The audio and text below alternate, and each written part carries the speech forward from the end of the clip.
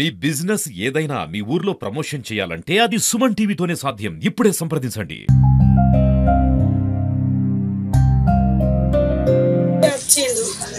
ఎట్లా రాసినావు అని అడిగితే మంచిగా రాసింది అన్నాడు. అయ్యా నా కొడుకు అయితే బిడ్డను ఏం టెన్షన్ పడకు, వెళ్ళకపోయినా మళ్ళీ రద్దు నాయన నేనన్నా అంతే. దేవుడు నా కొడుకు నాకు కనవలేదా?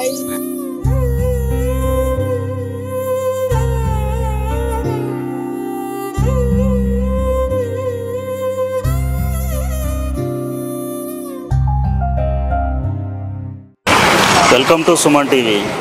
నిన్న కరీంనగర్ జిల్లా హుజరాబాద్ నియోజకవర్గంలోని జమ్మికుంట పట్టణానికి చెందిన రైల్వే స్టేషన్ పరిధిలో బిజిగిరి షరీఫ్ నుండి పాపయ్యపల్లెకి మార్గం మధ్యలో పట్టాలపై ఒక యువకుడు యువతి మృతదేహాన్ని రైల్వే పోలీసులు కనుక్కున్నారు. ఈ విషయమై ప్రాథమిక విచారణ అనంతరం కొంతమంది చెప్పేది ఏంటి అంటే వారిద్దరు ప్రేమికులు. అబ్బాయి పేరు రాహుల్. ఆ అబ్బాయి ఇల్లంతకుంట మండలం రాచపల్లికి చెందిన రాహుల్. అబ్బాయి 18 సంవత్సరాలు ఉన్నాడు. అలాగే శ్వేత అనే అమ్మాయి. ఆ అమ్మాయి నిర్మల్ జిల్లా ఖానాపూర్ మండలం ఎరువు చింతల గ్రామానికి చెందిన అమ్మాయిగా గుర్తించారు. వీరిద్దరి మధ్యలో ప్రేమ వ్యవహారమే ఒక కారణమని ప్రాథమిక విచారణకు వచ్చారు. వీరిద్దరు కూడా రాహుల్ పరిస్థితి చూస్తే రాహుల్ ఇంటర్మీడియట్ ఫెయిల్ అయ్యి ఏదో ప్రైవేట్ కంపెనీలో జాబ్ చేసుకుంటున్నాడు. కొద్ది రోజులుగా అంటే ఒక 3 నెలల క్రితమే రాహుల్ హైదరాబాద్కు వెళ్ళినట్టుగా వారి కుటుంబ సభ్యులు చెప్తున్నారు. అమ్మాయి కరీంనగర్లోని ఒక కళాశాలలో BA చదువుతుంది.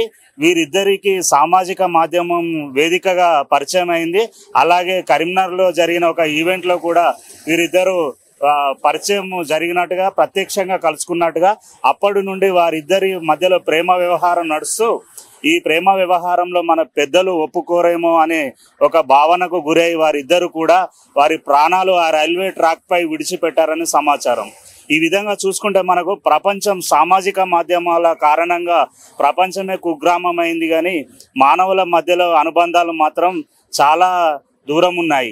ఇక్కడ మనం చూసుకుంటే అబ్బాయి వయసు 18 సంవత్సరాలు, అమ్మాయి ఒక BA చదువుతుంది. డిగ్రీ మొదటి సంవత్సరం చదువుతున్న ఒక అమ్మాయి వేరే జిల్లా నిర్మల్ జిల్లా నుంచి కరీంనగర్ జిల్లాకు వచ్చి ఇక్కడ చదువుకుంటున్న క్రమంలో వీరిద్దరి మధ్యలో ఈ యొక్క సెల్ ఫోన్ సంభాషణ సామాజిక మాధ్యమాల్లో పరిచయం కావడం, వారిద్దరూ ఒక ప్రేమ అనే ఒక గుడ్డి నమ్మకంతో ప్రేమ అనే ఒక భావనలో మునిగిపోయి వారి భవిష్యత్తును ప్రశ్నార్థకం చేసుకొని వాళ్ళ తల్లిదండ్రుల కలలను కళ్ళలు చేసి ఈ విధంగా వారు తిరిగి రాని లోకాలకు వెళ్ళిపోయారని తెలుస్తుంది.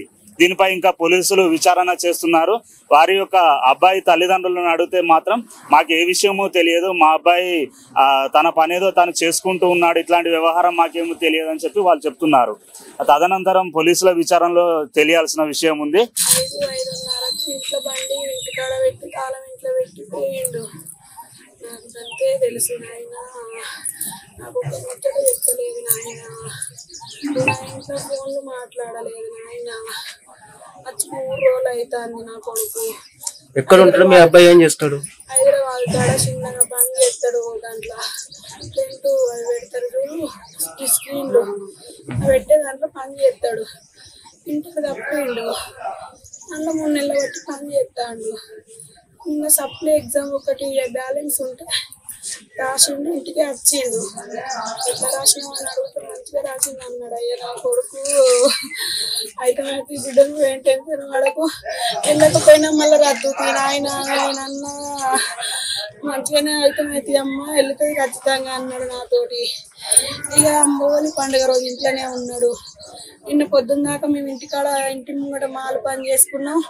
మాతోటి ఇంట్లోనే ఉన్నాడు. ఉసుక తక్కువ పడితే అవన్నీ తెచ్చిండు, మా కాడ పెట్టిండు సిమెంట్ బత్తాల కాడ నుంచి. ఇక 5 గంటలకు బండి కడిగాడ పెట్టి బండి తాళం టీవీ కాడ పెట్టి నాతోని అన్నం తినకుండా ఆఫీస్కి ఎందుకు పోయినామమ్మా అన్నాడు. నా కొడుకు అంతే. దేవుడు నా కొడుకు లేదా ఏం జరిగింది? నాకు ఏం జరగదు. ఫోను మామూలు ఫోన్ డ్యూటీకి పోయి వచ్చిన ఫోన్ చేస్తే స్విచ్ ఆఫ్ వచ్చింది. ఇంటికి చేస్తే ఫంక్షన్ పోయిందని చెప్పింది. ఫంక్షన్ పోయిందని చెప్తే మళ్ళీ ఫోన్ చేస్తే కలుతలేదు ఏందని వాళ్ళకి వీళ్ళకి ఫోన్ చేసినాక 9:30కు మా గుడల వాళ్ళ భర్త బాగా చూసి మెసేజ్ పెట్టింది. ఏందా డ్రెస్ ఇవ్వాలి అంటే బాగా ఆ పాట తెలిసింది ఇన్ఫర్మేషన్ చేయను పడ్డాడు. మరి మీ అబ్బాయి పక్కన ఇంకో అమ్మాయి ఉంది కదా? అమ్మాయి విషయం అస్సలు లేదు. అమ్మాయి విషయం తెలియదు, వాడు ఇట్లా చేస్తాడు తెలియదు. ఇక్కడ నుంచి పోయి హైదరాబాద్ పోయి ఇక్కడ జమ్మిగుడ్డు ఉన్నాడు, బేగల్లో పని చేసుకున్నాడు. ఇక్కడ పని చేసి హైదరాబాద్ పోయి 3 నెలలు అవుతాడు. హైదరాబాద్ పోయిన కానీ బాగా టచ్ లేడు. అప్పుడు ఒకసారి ఫోన్ చేసేది, మంచిగా మేము ఫోన్ చేసేది, మంచిగా పని పోతాను అన్నాడు. వేరే కారణాలు ఏంటి? యువత బాధ్యతారాహిత్యంగా మన భారతదేశంలో చూసుకుంటే అత్యధిక జనాభా కలిగిన యువత ఉంది. కానీ వారు ఈ బెట్టింగ్ యాప్లు, సామాజిక మాధ్యమాల్లో వివిధ లింకులు ఓపెన్ చేసి కొన్ని లక్షల రూపాయలు అప్పులు చేయడం, తల్లిదండ్రుల తల మీద భారంగా వారికి మోయడం, అది తట్టుకోలేక వారు కూడా ప్రాణాలు తీసుకుంటున్న పరిస్థితి ఒకటి ఉంది. తర్వాత చూసుకుంటే మనకు అదే స్థానంలో అత్యధికంగా కలవర పెడుతున్న అంశం యువత గంజాయికి బానిసలుగా మారుతున్నారు. ఎక్కడ చూసినా కూడా, ఏ గ్రామంలో చూసినా కూడా చిన్న కిరాణా కొట్టులో కూడా గంజాయి విరివిగా దొరుకుతుంది. ఆ గంజాయిని సేవించే ఆ యువకులు వారు ఆ మద్యం మత్తులో, అలాగే ఆ యొక్క గంజాయి మత్తులో ఏం చేస్తున్నారో కూడా తెలియని విచక్షణ రాహిత్యమైన చర్యలకు కూడా పాల్పడుతున్నారు. అలాగే రోడ్డు ప్రమాదాలలో కూడా ఎక్కడ చూసినా ఈ మధ్యలో ఒక 100% రోడ్డు ప్రమాదాలలో చూసుకుంటే 90% యువత ప్రాణాలు కోల్పోతున్న పరిస్థితి కనబడుతుంది. అలాగే ఈ యొక్క ప్రేమ అనే వ్యామోహంలో తన తల్లిదండ్రుల ప్రేమ కంటే ఏది ఎక్కువ కాదు. యువతీ యువకులకు వారి యొక్క వయసును బట్టి వ్యామోహంలో ఈ ప్రేమ అనే మత్తులో కూడా మునిగిపోయి ఈ విధంగా వారి జీవితాలను బలి తీసుకుంటున్నారు. ఇది ఏది ఏమైనా ఒక సమాజంలో బాధ్యత గల పౌరులుగా, అలాగే బాధ్యత గల వ్యక్తులు ఈ యువతను గమనించాల్సిన అవసరం ఉంది. వారు ఏం చేస్తున్నారు, అలాగే వారి యొక్క పిల్లల పరిస్థితి ఏంటని తల్లిదండ్రులు కూడా వాళ్ళ పిల్లలను గమనించాల్సిన అవసరం ఉంది. ఈ పోలీస్ డిపార్ట్మెంట్ వారు కూడా షీ టీమ్ అని పెట్టి ఇంకా చాలా వరకు భద్రతా పరంగా వారు చర్యలు తీసుకుంటున్నారు.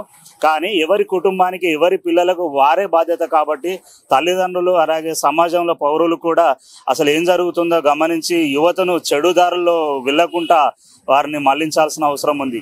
కెమెరామెన్ శేఖర్తో శ్రీధర్ యాదవ్, సుమన్ టీవీ.